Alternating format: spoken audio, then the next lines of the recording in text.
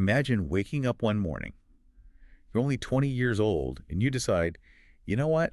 I'm going to take down the biggest, richest empire in the world. It sounds like a movie plot. Right. But that's exactly what Alexander the Great did. Mm. And today, we're diving into that massive clash between him and the Persian Empire under Darius III. And our mission here is to really figure out how this relatively small, very focused army managed to conquer a global superpower. In just a few years. It's an incredible story. It really is. And what's so fascinating is just the sheer mismatch in scale. On one side, you have Alexander.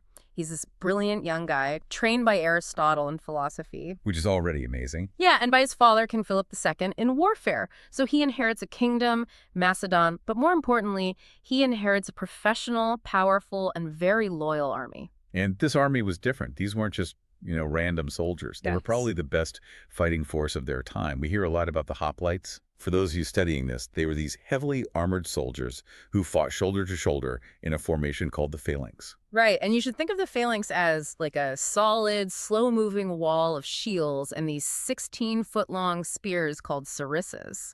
It was almost impossible to break head-on. And to back that up, he had his elite cavalry. The companion cavalry, super fast, led by Alexander himself, and they were designed to hit any weak spot the phalanx created. His goal was pretty clear.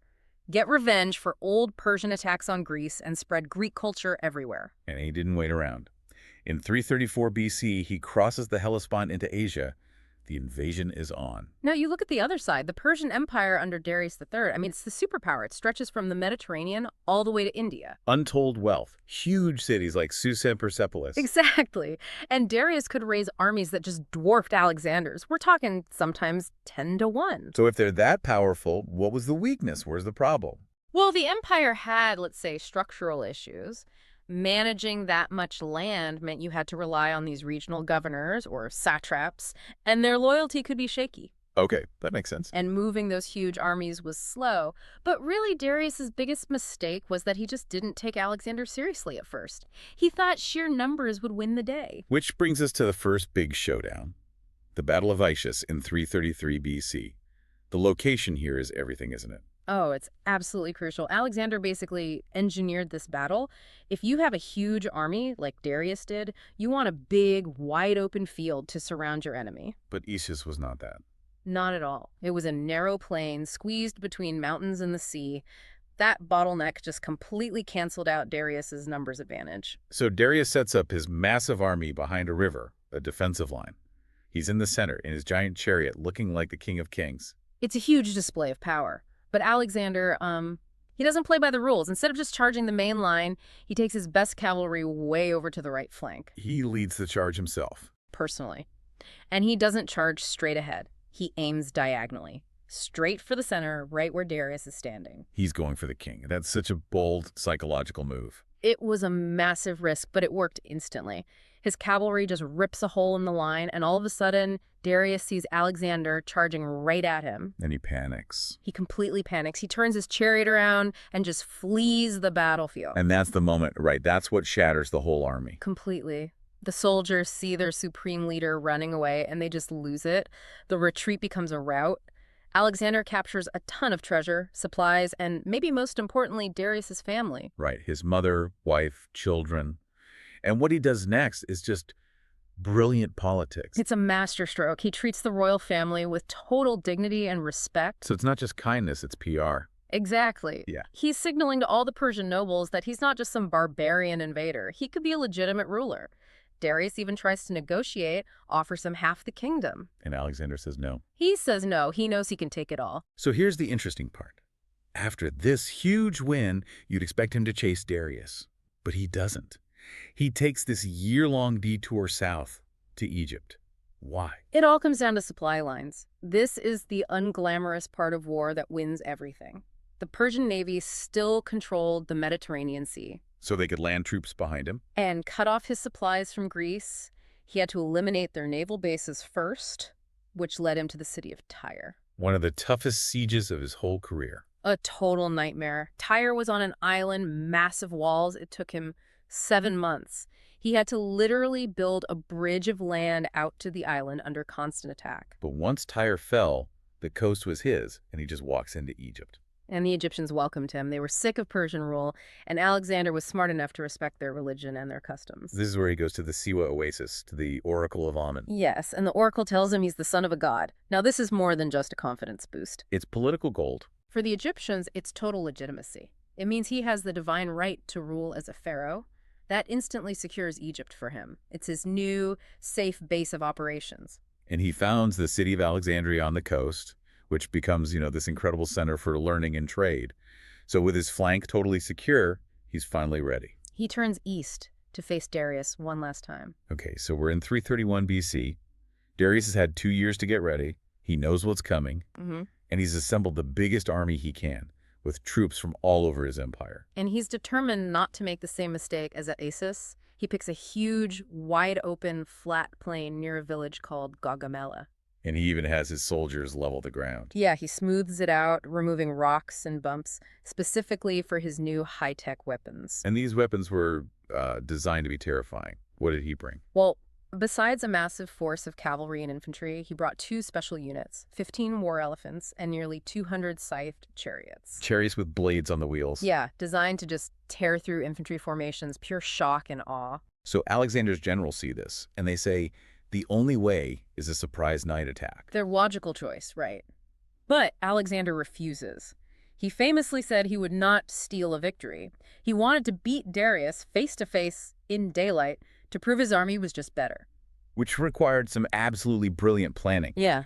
How did he deal with an army that big, especially those chariots?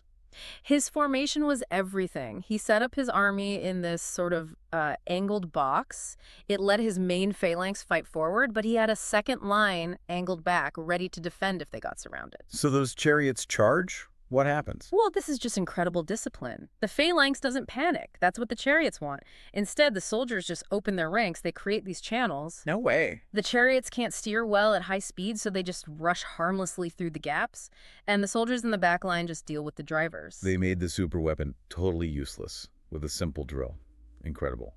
But how did he win the whole battle? It was almost a perfect repeat of Isis. Darius was so focused on trying to surround Alexander's flanks that he moved some of his central cavalry units out wide. And he created a gap. A tiny, momentary gap. And Alexander saw it.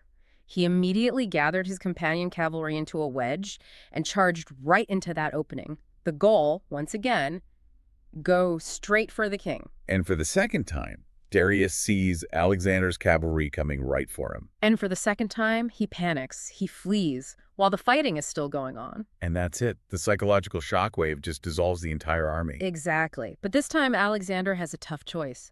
His own left flank was in serious trouble, about to break. So he had to stop chasing Darius. He had to turn back and save his own men. A tough call, but it saved his army. It also let Darius escape into the mountains, but it didn't matter. Gaugamela was the end of the Persian Empire. So with the main army gone, Alexander just starts marching into the great cities. First, Babylon, which welcomed him. Then he gets to Susa, one of the capitals. And there he finds a mind-blowing amount of gold and silver, centuries of wealth. He uses it to pay his soldiers and fund his next moves. And this is when he starts to really act like the king of Asia, right? Adopting some Persian customs. Yeah, as a gesture of integration. But the real symbolic moment came at Persepolis. This was the ceremonial heart of the empire, the most beautiful city, filled with these incredible palaces. And after a few months, the grand palace is destroyed in a huge fire. This was hugely symbolic. The story goes it was revenge for the Persians burning Athens years before. Whether it was an accident or on purpose, the destruction of Persepolis was the final signal that Alexander was the new master. He had the empire, but he still had Darius to deal with, who was off trying to raise another army. But Darius had lost all respect. One of his own governors, a guy named Bessus, betrayed him, took him prisoner. And when Alexander's forces got close, Bessus and his men just stabbed Darius and left him on the side of the road to die. wow, and Alexander arrives too late. Yes. And here's another flash of political genius. Alexander apparently showed real sadness. He covers Darius's body with his own cloak and sends it back for a full royal funeral with all the Persian honors. It's not about grief. It's about legitimacy. 100%. By honoring Darius, he positions himself as the true successor. His next move was to hunt down Bessus as a regicide, a king killer. And that won him the loyalty of the Persian nobles who hated the traitor. So what does all this mean in the end? He creates an empire from Greece all the way to India. But the empire itself, it didn't last. It broke apart after he died young at 32. The real legacy is what we call the Hellenistic Age. The blending of cultures. Exactly. Alexander and his successors built all these new cities that were centers of Greek learning, and they encouraged this mix of Greek philosophy with Eastern cultures. Greek became the common language for trade and government all across the Middle East. New trade routes opened up. It just fundamentally changed how that part of the world worked. Alexander didn't just conquer land. He forced two massive cultures together. His genius wasn't just in the battles, like Issus and Gaugamela. It was understanding that politics and supply lines were just as important as the phalanx. Think about that. The world's biggest empire, taken down by one 20-year-old whose strategy was basically to exploit the terrain and go right for the guy in charge. And whose greatest weapon, you could argue, was an enemy who panicked and ran. Twice. We hope this helps you connect the dots on how Alexander really did change the ancient map. Good luck with your studies.